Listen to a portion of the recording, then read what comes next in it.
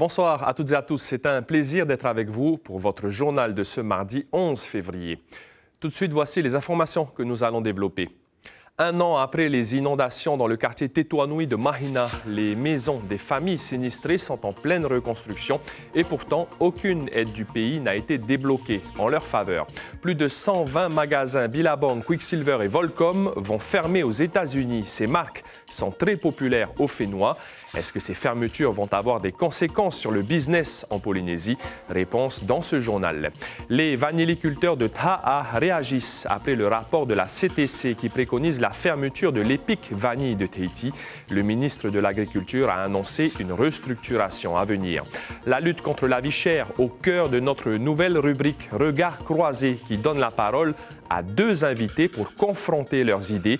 Ce soir, pour cette première, nous recevons le ministre de l'Économie, du Budget et des Finances, Warren Dexter, ainsi que le représentant non inscrit à l'Assemblée de Polynésie, Nui Haulore. Merci d'être avec nous. Demain, le 12 février, cela fera un an jour pour jour que des pluies torrentielles se sont abattues sur la côte est de Tahiti. Les fortes précipitations avaient dévasté le quartier Tetuanui à Mahina pour un bilan de 6 foyers sinistrés.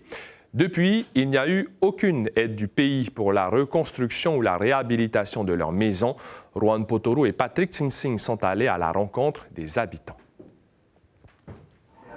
C'est l'une des maisons du quartier Tetuanui qui a été le plus touchée par les fortes intempéries il y a un an. Une grosse partie de l'habitation a été abîmée par les eaux, ainsi qu'une partie du mur du garage. Les travaux de reconstruction ont été entamés depuis, mais sur des fonds propres. La famille Jamais est toujours dans l'attente des aides du pays qui tardent à arriver. Malgré la déclaration de calamité naturelle, aucune aide nous a été donnée. Donc un an après, qu'est-ce que vous voulez qu'on dise?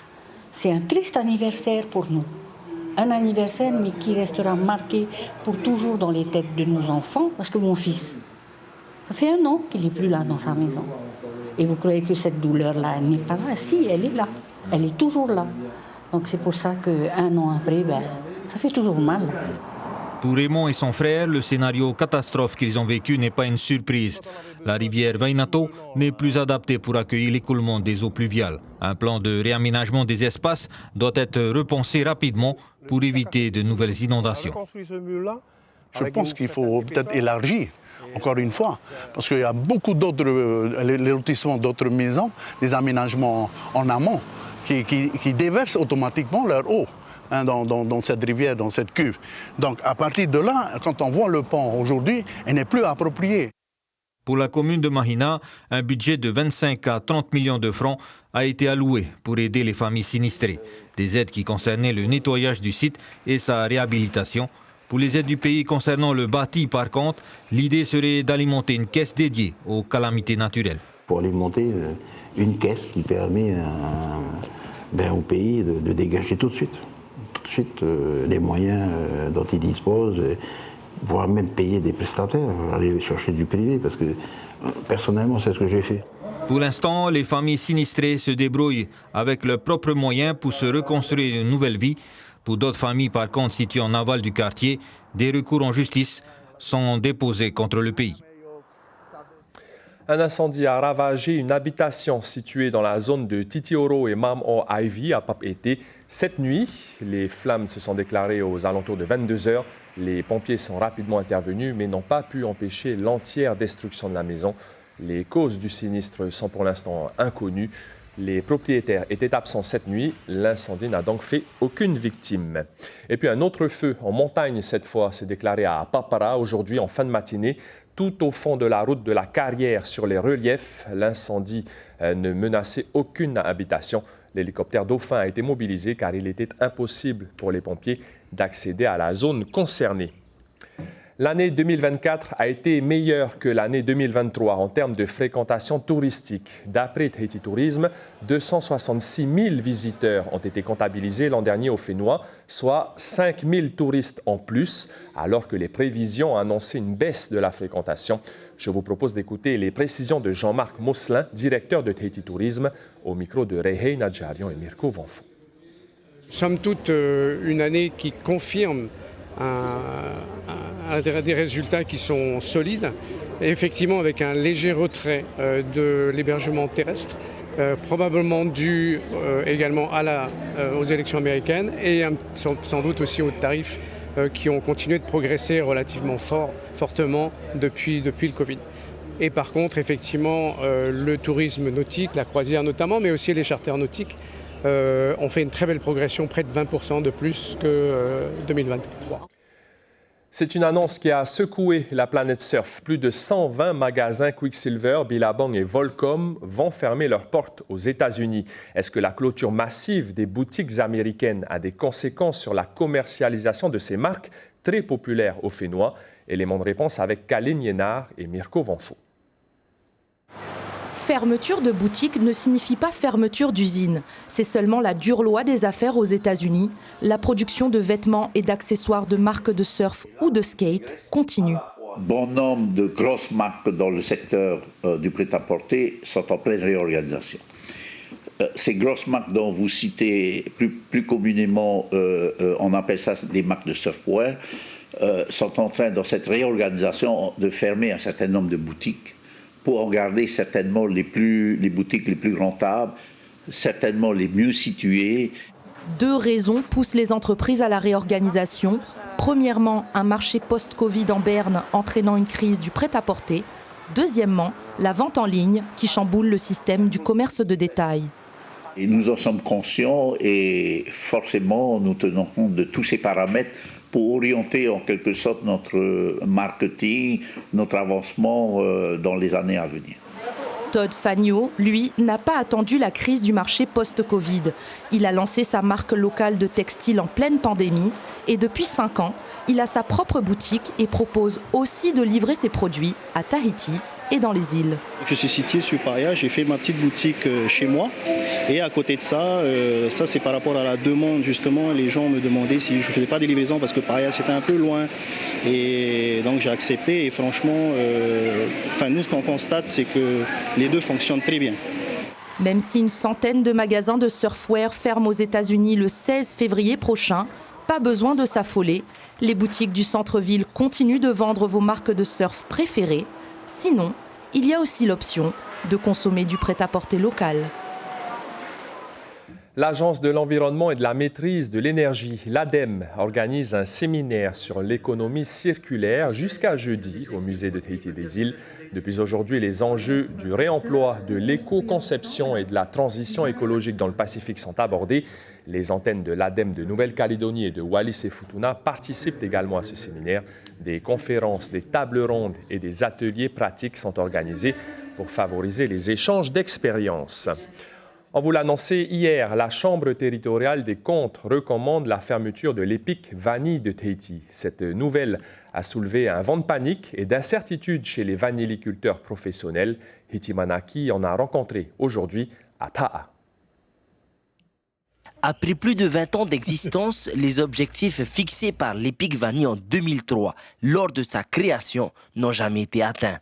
En 2020, la Polynésie a produit 40 tonnes de vanille mûre, alors que l'objectif au départ était de 100 tonnes.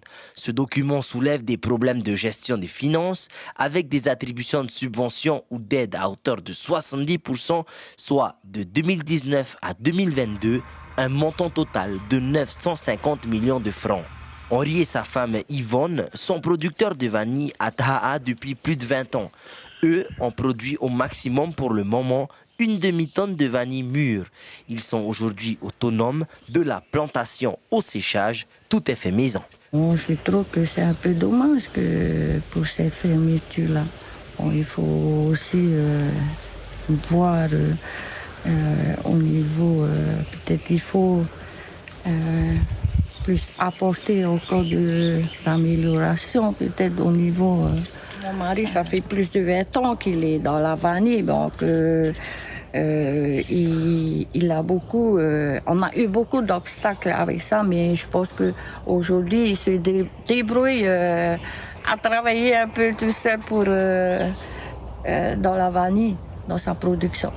Après 20 ans d'existence, selon un ancien membre du conseil d'administration, l'établissement public industriel et commercial Vanille de Tahiti aurait peut-être dû changer sa façon de faire.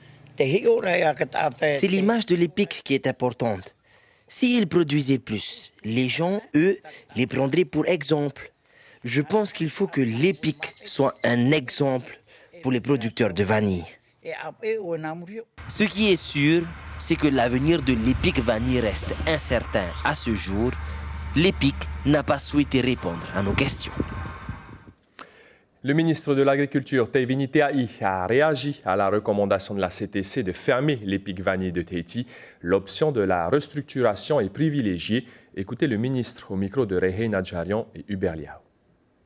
Une grande consultation sera faite au mois de mai de cette année auprès des professionnels, justement pour les informer finalement de la feuille de route de cet établissement. Ça sera sûr, ça ne sera plus l'établissement vanille de Tahiti. Pour moi, je vois un établissement qui va se consacrer aux plantes à haute valeur ajoutée dont fait partie la vanille.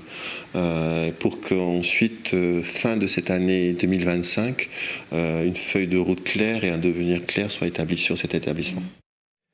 Et tout de suite, nous allons parler économie avec nos deux invités. Ils inaugurent notre nouvelle rubrique, un débat en face à face, place à regard croisé.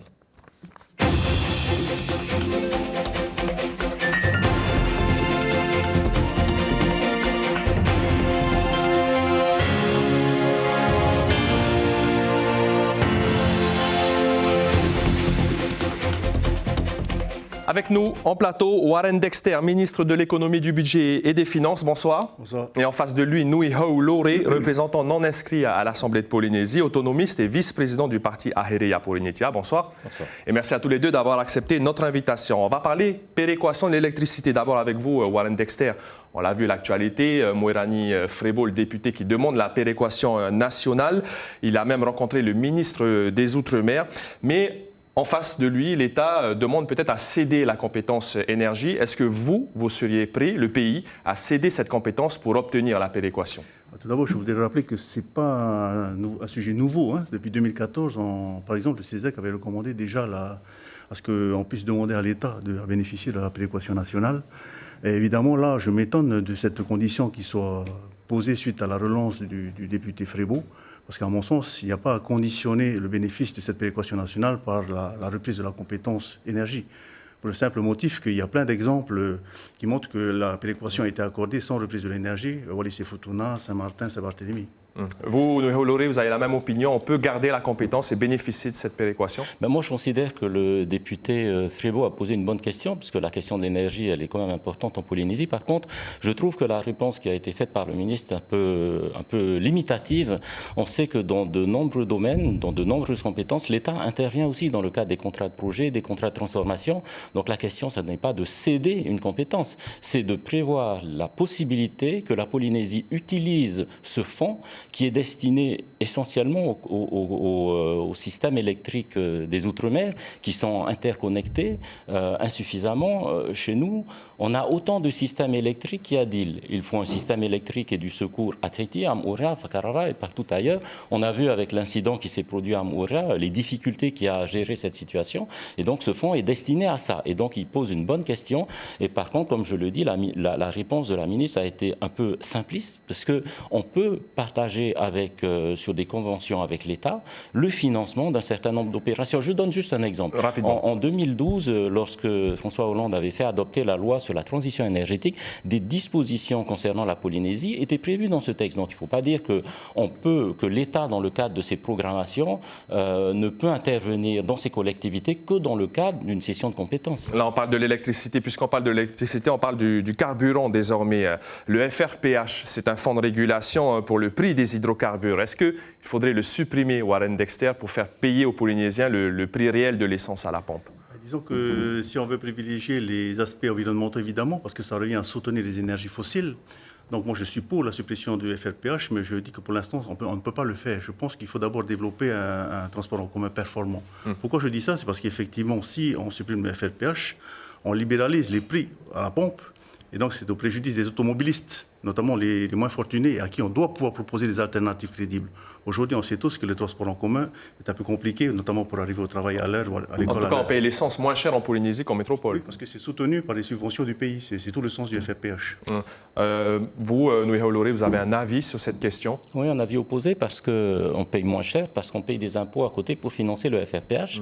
Et moi, je suis pour la transparence des prix. On a vu l'exemple de l'EPIC Vanille, avec le rapport qui a été rendu par la CTC qui préconise la fermeture de l'établissement. Lorsque nous avons adopté le budget, la minorité a déposé 40 amendements. Il y avait un amendement sur l'EPIC Vanille où on demandait à ce que les dépenses publiques soient mieux maîtrisées. Et on proposait une baisse du budget de l'EPIC Vanille pour initier une réforme. Elle a été rejetée comme tous les autres amendements qui ont été déposés par la minorité. Nous pensons qu'il y a un effort que le pays doit mener pour réduire les dépenses publiques et parallèlement baisser les impôts. Ce que l'on ne constate pas, parce que depuis 1 an et demi, à l'occasion de toutes les lois fiscales qui sont déposées, on voit des augmentations d'impôts. D'ailleurs, le débat qui devait avoir lieu ce soir devait concerner le texte qui est porté par le ministre de la Santé. Et donc ce texte propose d'augmenter les cotisations sur un certain nombre de revenus. Et nous sommes totalement opposés à ce que le gouvernement augmente encore une fois les impôts que les Polynésiens vont devoir supporter, surtout dans un contexte où les caisses du pays sont entièrement pleines. Justement, les caisses sont pleines. 51 milliards, on parlait de ce matelas d'épargne, on va dire. Warren Dexter, qu'est-ce que vous répondez justement? On n'a pas vu les impôts baisser, finalement, les prix continuent de flamber, hein, l'inflation se poursuit. Comment ça va se traduire dans le portefeuille des Polynésiens? J'ai déjà eu l'occasion de l'annoncer aux médias et même à l'Assemblée. C'est-à-dire que nous avons 3 grands axes pour lutter contre la vie chère que nous allons mettre en œuvre dès cette année 2025. Le premier, c'est d'abord négocier avec les commerçants un plafonnement de leur marge dans le cadre de ce qu'on appelle les accords de modération qui va s'inscrire dans le cadre d'une réforme des PPN. Le deuxième, c'est qu'on va accorder une aide directe aux ménages les plus nécessiteux. Et quand je dis ménages nécessiteux, ce n'est pas ceux qui sont sans emploi, mais également ceux qui ont des bas salaires, qui ont besoin d'être soutenus. Et puis la troisième voie, c'est effectivement abaisser la fiscalité. Au premier chef, la TVA, je pense notamment aux îles. Nous avons un projet qui pourrait bien marcher pour les îles d'abaissement de la fiscalité. Est-ce que vous avez reçu déjà les membres de la grande distribution pour parler de leur marge? Complètement, oui. On est en pleine discussion avec eux. Voilà, sur tous les volets, sur les 3 axes dont je viens de parler là, on a des réunions régulières pour essayer d'avancer. Le président veut absolument que ça sorte cette année. On va le faire. C'est une bonne piste pour vous que la grande distribution, par exemple, réduise leur marge. Ça, c'est une vraie piste, une vraie solution. Ces accords, ils existent depuis très longtemps. Ça ne marche pas. Nous, on a une piste qui est très simple, qui s'appuie sur la logique et le bon sens. Il faut que le pays commence à réduire ses dépenses. On prenait la masse salariale, 35 milliards. Le ministre lui-même sait que le pays doit agir sur ça. Sur les satellites, on parlait de l'EPIC. Elle a légèrement augmenté cette masse salariale. Il y a une maîtrise des dépenses publiques à mettre en œuvre. C'est le cas partout ailleurs dans le monde. Il faut baisser les impôts, il faut baisser les taxes, parce que tout coûte cher ici, parce que tout est taxé. Et la démarche du gouvernement, et encore une fois, moi, j'ai aucune animosité envers Warren. Je sais qu'il connaît le monde économique, et je pense que c'est une mauvaise foi que d'augmenter à chaque fois les impôts. Là, je parlais de ce texte qui est présenté par le ministre de la Santé. On vient augmenter des impôts, créer de nouveaux impôts, des cotisations sociales sur des loyers, sur des dividendes qui sont déjà taxés et qui ne sont pas des revenus salariaux. C'est du chiffre d'affaires. Et finalement, c'est une surtaxe qu'on vous reproche un petit peu, Warren Dexter. C'est exactement le cas. Et, moi, je dirais que je ne suis pas de cet avis parce que c'est tout à fait en cohérence de l'action gouvernementale. Rappelez-vous qu'on a supprimé la taxe sociale. Pourquoi? Parce qu'elle taxait uniformément les gens riches et les gens pauvres au magasin. Et là, ce qu'on veut faire, c'est orienter la taxation, en l'occurrence les cotisations sociales, sur ceux qui ont. Maintenant, la question, c'est d'avoir une pression adaptée. Effectivement, il y a certaines catégories de revenus qu'on soumet à cotisation sociale qui, quand on ajoute les taxes plus les cotisations sociales, ça pourrait paraître élevé. Voilà. Et donc, les discussions, pour l'instant, sont là avec le ministre Mercadal. Mais je pense que sur le principe, pour moi, cette réforme est juste. Merci beaucoup, Warren Dexter, ministre du Budget et des Finances. Et merci beaucoup aussi à vous, Nui Haolore. C'est déjà la fin de ce plateau, ce débat croisé, regard croisé donc.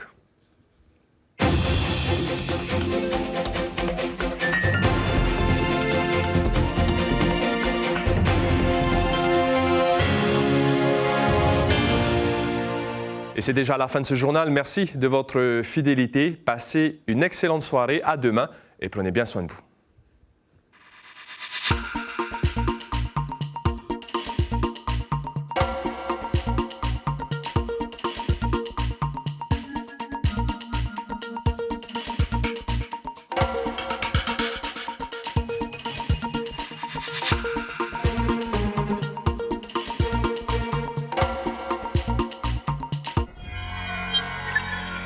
Retrouvez ce programme en replay sur notre site internet.